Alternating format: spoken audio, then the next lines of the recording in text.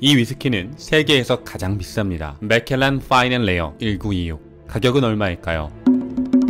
한 병에 24억, 그러니까 한 잔에 1억입니다.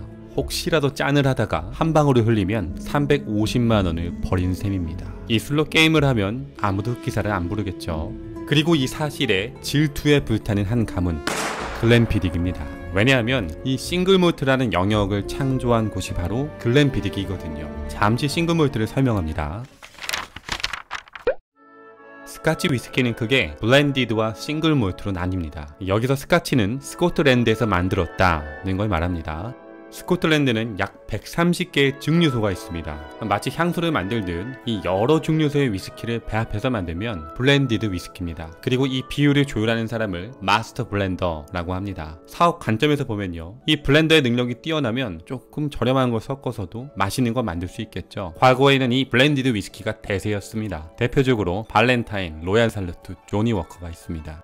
반면에 싱글몰트는 말 그대로 싱글, 한 증류소에서 나온 위스키를 말합니다. 몰트는 보리라는 뜻입니다. 그러니까 한 증류소에서 보리로만 만든 위스키입니다. 첨가물 0%.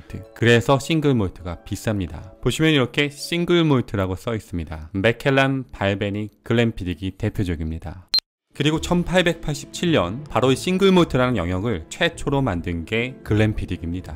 그러니까 세계에서 가장 비싼 싱글몰트가 나온다면 맥켈란이 아니라 글렌피딕에서 나오는 게 맞습니다. 맥켈란이 더 맛있어서 그럴까요? 위스키 전문가들의 평가를 보겠습니다. 종합적 품질 평가에서는 글렌피딕이 우수합니다. 그리고 현재 가장 많이 팔리는 위스키 또한 글렌피딕입니다. 글렌피딕 입장에선 억울할만 하죠. 자, 맥켈란은 어떤 마법을 부린 걸까요? 그들의 브랜딩을 알아보겠습니다. 오늘은 위스키계의 롤스로이스 맥켈란입니다. 맥켈란의 시작은 하청업체였습니다. 1824년 엘치스라는 이름의 증류소로 시작합니다. 주로 브랜디드 위스키를 만드는 곳의 재료로 자신들의 술을 납품했습니다. 구식 증류기 2대의 작은 증류소. 이 엘치스 증류소는 상당히 많은 사람이 인수하고 판매하고를 반복합니다. 그러다가 1892년 로더릭 캠프라는 사람이 인수합니다. 그는 지금도 유명한 탈리스커 증류소를 성공시킨 사람입니다. 캠프는 이름을 바꿉니다. 맥켈란 글렌리벳. 맥켈란의 시작입니다. 참고로 뒤에 붙는 글렌리벳은 1980년대에 삭제됩니다. 자, 우리가 위스키 사업을 한다면, 그래서 가능성 있는 작은 증류소를 인수했다면 가장 먼저 뭘 해야 할까요?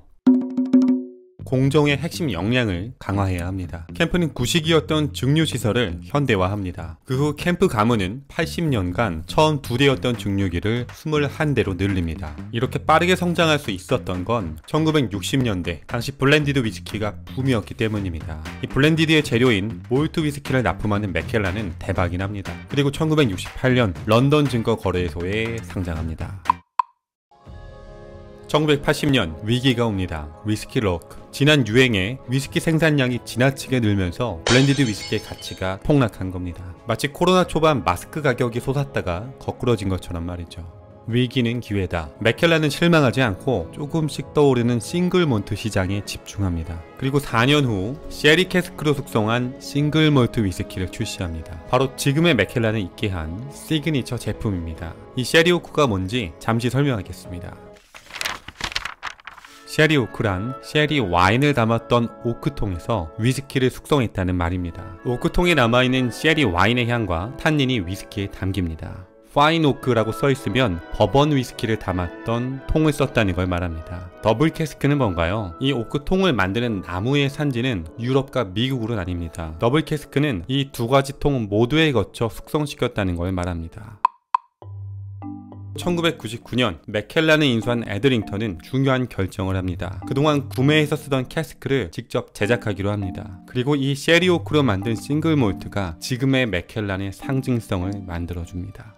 그리고 2018년 5월 새로운 증류소를 건설합니다. 이게 규모가 어마어마합니다. 건설비 2,200억, 설계하고 준비하는 데 6년, 공사에만 2년. 타임지에서는 이렇게 평가했습니다. 반지제왕에 나오는 호빗마을이 외계인 식민지가 되면 비슷할 것이다. 자, 지금까지는 하청업체로 시작해서 그들의 상징적인 셰리오크를 만들게 된 과정을 살펴봤습니다. 지금부터는요, 맥켈란이 만들어낸 재미있는 브랜드 스토리 5개를 보겠습니다.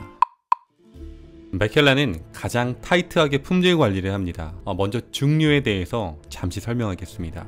위스키를 만들 때 발효시킨 보리에 물을 붓고 끓여서 알코올을 뽑아내는데요. 이를 증류를 합니다. 그런데 여기서 증류로 나온 알코올을 모두 쓰는 게 아닙니다. 헐트라고 불리는 중류만 씁니다. 초반에 나오는 초류, 마지막에 나오는 후류는 쓰지 않습니다. 그렇다면 어디부터 어디까지가 중류인가? 이게 브랜드마다 다릅니다. 범위를 넓게 잡는다면 생산량은 많지만 품질이 떨어지고요. 범위가 좁다면 생산량은 적지만 품질이 우수합니다. 여기서 맥켈란은 오직 16%만 허트로 사용합니다. 양조장 중 가장 적은 편에 속합니다.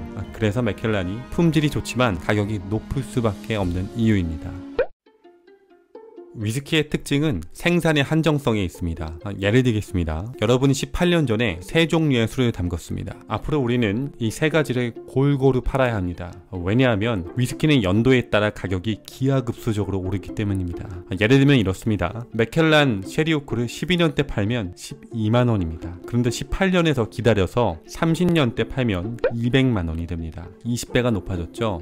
그러니까 우리는 일부는 팔아서 현금 흐름을 유지하면서 또 나머지 일부는 남겨서 높은 가격에 팔 수 있도록 재고를 조절해야 됩니다.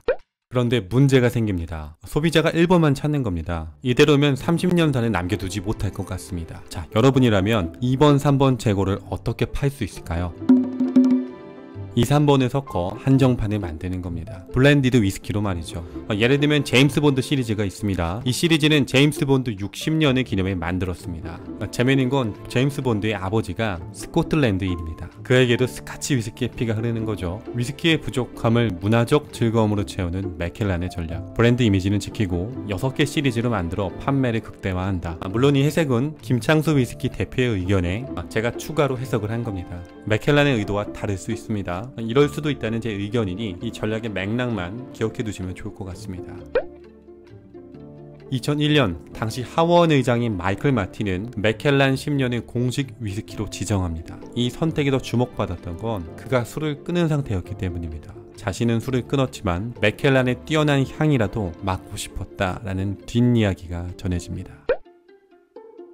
BBC 뉴스에 난 기사입니다. 한 아버지가 아들이 태어나고 맥켈란 18년을 기념으로 샀습니다. 그리고 매년 생일 때마다 한 병씩 선물해줬다 합니다. 이제 아들은 28살이 됐습니다. 아들인 매튜는 말합니다. 저는 그냥 재밌다고 생각했습니다. 저는 술을 마시기에 너무 어렵기 때문에 그냥 아빠의 장난이라 생각했습니다. 아빠는 항상 마지막에 엄하게 말하셨습니다. 술병을 절대 열지 말아라. 절대로. 아들은 아빠의 말을 지켰을까요? 아들은 아빠의 말을 지켰고 28병의 술을 팔아 집을 샀다고 합니다. 정리하겠습니다. 후발주자인 맥켈란, 그들은 어떻게 이런 브랜드 가치를 만들 수 있었나요? 시그니처, 자신만의 경기장을 만들었기 때문입니다. 싱글몰트 쉐리오크라는 그들만의 경기장을 만들었습니다. 그 경기장을 조금씩 키워왔습니다. 그리고 지금은 롤스로이스, 007, 피터 블레이크, 다양한 아이콘들이 그 운동장에 들어오고 싶어합니다. 지금 나보다 강한 경쟁사가 있나요? 그들의 영역이 아닌 나만의 기울어진 운동장을 만들어 보시기 바랍니다. 나만의 운동장을 만들려면 어떻게 해야 하나요? 어디부터 시작해야 할지 모르겠어요. 쉬운 방법을 알려드리겠습니다.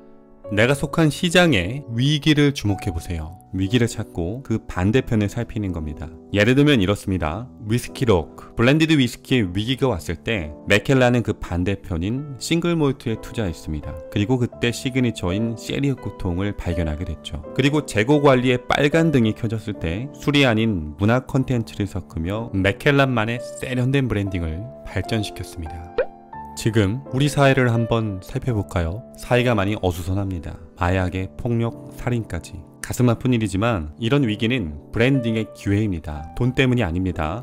브랜드의 본질이 사회의 문제를 해결하는 데 있기 때문입니다. 앞으로 이 사업이 급성장할 겁니다. 결이 맞는 분들은 이 문제 안에서 자신의 시그니처를 찾아보시면 좋을 것 같습니다. 자, 혹시 불안하고 위기감을 느끼시나요? 감정의 원천을 자세히 찾아보시기 바랍니다. 그 반대편에서 또 하나의 맥켈란이 기다리고 있을 겁니다.